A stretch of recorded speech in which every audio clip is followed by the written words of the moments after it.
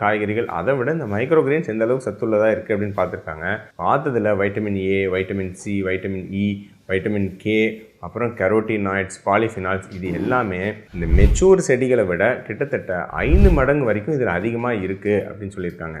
So உங்களுக்கு நிறைய சத்துக்கள் வேணும், நிறைய நுண் சத்துக்கள் நிறைய வேணும், நிறைய ஃபைபர் நார்ச்சத்து வேணும் அப்படின்னா டெஃபினட்டாக இந்த மைக்ரோ கிரீன்ஸ் ஒரு நல்ல ஆப்ஷன் தான். இன்னொரு முக்கியமான விஷயம், மற்ற ஒரு காய்கறிகள் நிறைய பேர் மாடி தோட்டம் அதெல்லாம் பண்ணிவிட்டு ஒரு இடத்துல நிறைய காய்கறிகள் விளைவிக்கிறாங்க, அல்லது வீட்டுக்கு வெளியே கொஞ்சம் இடம் இருந்தால் அதெல்லாம் விளைவிக்கிறாங்க. இதெல்லாம் எதுவுமே இல்லாமல் ஒரு சின்ன வீட்டில் நீங்கள் இருந்தால் கூட, ஒரு பெட்ரூம் இருக்கக்கூடிய வீட்டில் இருந்தால் கூட சிம்பிளாக ஒரு ஷெல்ஃபில் வச்சே வளர்த்தக்கூடியது இந்த மைக்ரோ கிரீன்ஸ். அதனால் ஈஸியாக எல்லாருமே யூடியூப்லேயே நிறைய வீடியோஸ்லாம் இருக்குங்க. சும்மா விதையை போட்டு ஒரு மண்ணை போட்டு எப்படி வளர்த்தலாம் அப்படின்னு ரொம்ப ஈஸியாக உங்களுக்கு 1-2 வாரத்தில் அது வளர்த்த முடியும் அப்படின்னு சொல்கிறாங்க. ஸோ ஈஸியாக நாமளே சுயமாக நமக்கு தேவையான